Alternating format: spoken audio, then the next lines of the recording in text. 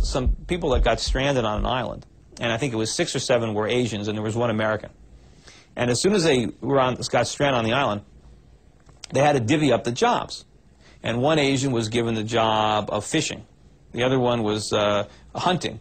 One of them got a job of gathering firewood, you know. So they all had jobs, and the American was assigned the job of eating. And so at the end of the day, they would all gather around and prepare this feast, and the American would sit there and eat it. And he wouldn't eat it all. He'd leave just enough crumbs so he can give it to the 6 Asians so they can go on and repeat it again tomorrow. Spend all day preparing a meal for the American to eat. And now the way modern economists would look at it, they would say, well, this American is vital to the whole island economy. Without him, nobody would have to fish, nobody would have to hunt, nobody would have to gather firewood. I mean, he's creating all this employment on the island. But the reality is, every Asian on an island, his lot in life would be dramatically improved if they kicked the American off the island. Because now they'd have a lot more to eat.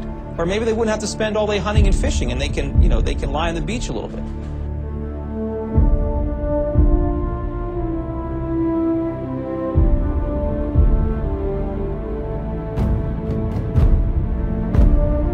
Why do you think that a recession is coming, and just how bad is it going to be? I think it's going to be pretty bad, and whether it starts in 07 or 8, I think is immaterial, and I also think it's going to last not just for quarters, but for years. And what's going to happen in 2007 is a lot of these artificially low ARM payments are going to be reset upward. You're going to start to see both the government and the lenders reimposing lending standards and tightening up on credit, and you're going to see a lot of the speculative buyers turn into sellers. And these sky-high real estate prices are going to come crashing back down to earth. What's going to happen now is we're going to see the subprime type loss scenario unfolding in other asset classes, such as bonds backed by auto loans, credit card debt, and that's really going to, you know, pull the rug out from under the consumer. You've got these cronies in Washington. They're like little kids with a chemistry set, and they keep on throwing these chemicals together, trying one thing after another. They hope they're going to stumble on a miracle, but they're going to blow us all up. Where are the real conservatives? There was one, you know, Ron Paul, but they drummed him out of the Republican Party. He's talked about all this, he's warned about all this, but everybody has ignored him, and others like him. I mean, I get marginalized in the mainstream financial world, just like Ron Paul has been marginalized in the political world. Ron Paul really has no business being on stage as a legitimate representative of Republicans. So, Congressman Paul, and I'd like you to take 30 seconds to answer this. You're basically saying that we should take our marching orders from Al-Qaeda. Are you suggesting the United States of America caused the attack on 9/11? That Ron Paul is a no one who wanted to make a name for himself. Another question about electability. Do you have any, sir? There's always the question as to whether or not you... When we make a mistake, it is the obligation of the people through their representatives to correct the mistake, not to continue the mistake. And that's what we do on the floor of the Senate? No, we've dug a hole for ourselves, and we've dug a hole for our party. We're losing elections, and we're going down next year if we don't change it. We're going down next year if we don't change it.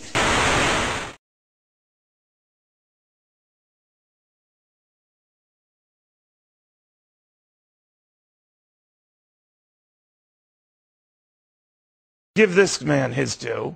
Back then, in the height of that bubble, in the height of that party, he did. Ron Paul knew and said then that something was wrong with our financial system a long time ago. Madam Speaker, I rise in strong opposition to this bill because it won't solve our problem. It is said that we're in a liquidity crisis and a credit crunch, and all we need is more credit. The Federal Reserve has already injected over $1 trillion worth of credit, and it hasn't seemed to help a whole lot. Injecting another $600 or $700 billion will not solve the problem.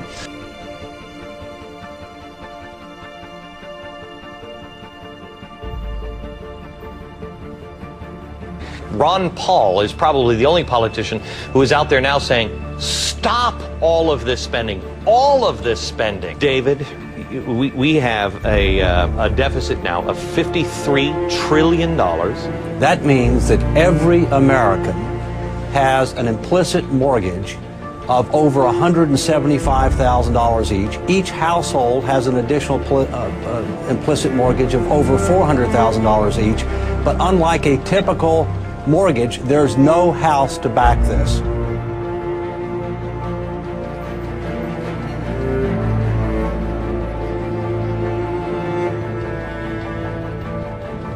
This is the reality of the crisis in the U.S. economy.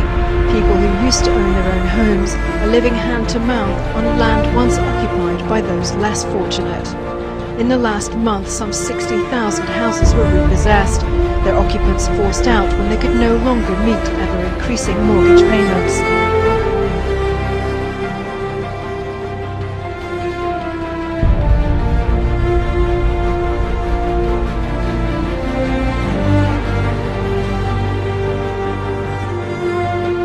Foreign governments are buying strategically critical American assets and at an alarming rate. Foreign governments, including Communist China, have launched 20 new investment funds since 2000, holding an estimated $2.5 trillion.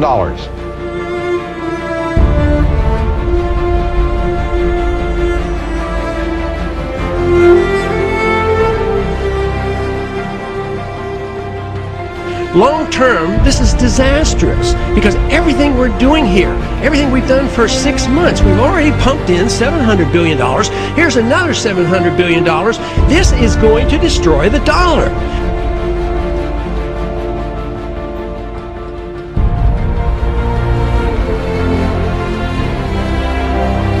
The Constitution was written very precisely to restrain the power and force of government and to protect the liberties of each and every one of us.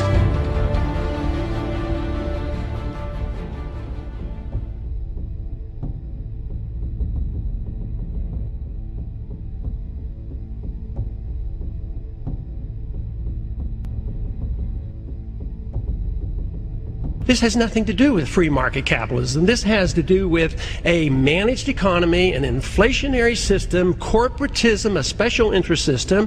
For the past several years, everybody thought we had a real economy. We didn't. We had a bubble. All we did is borrow trillions of dollars from the rest of the world, and we blew all the money on consumption.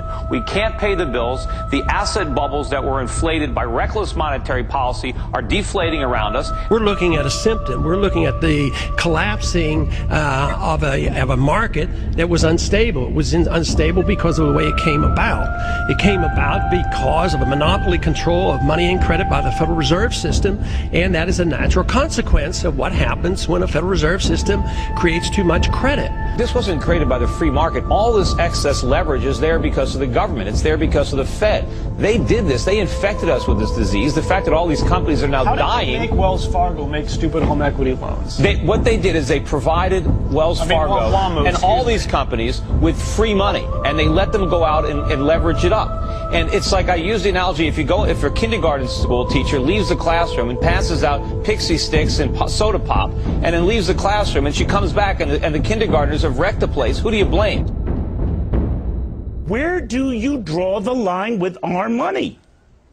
It is not your money. In fact, it is taxpayers' money. We'll get it passed. I came back and suspended my campaign. Mr. President, I've received 91,000 phone calls and emails from California. 85,000 of them opposed to this measure. I think if we really do care about the livelihood of our constituents, there's only one vote, and it is yes. And in the end of the day, there's no real separation between Wall Street and Main Street. There's only the road we're traveling on as Americans.